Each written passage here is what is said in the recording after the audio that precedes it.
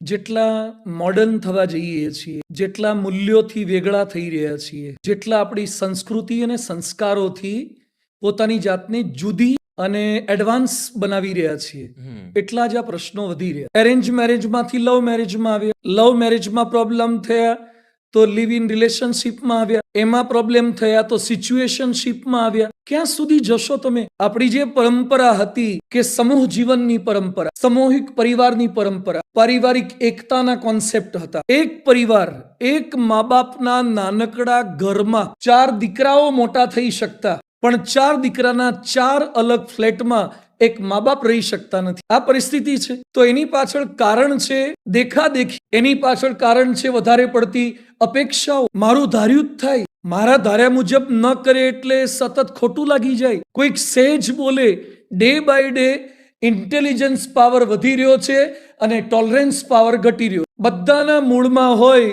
તો સહન શક્તિ ઘટી છે અને સમૃદ્ધ શક્તિ વધી.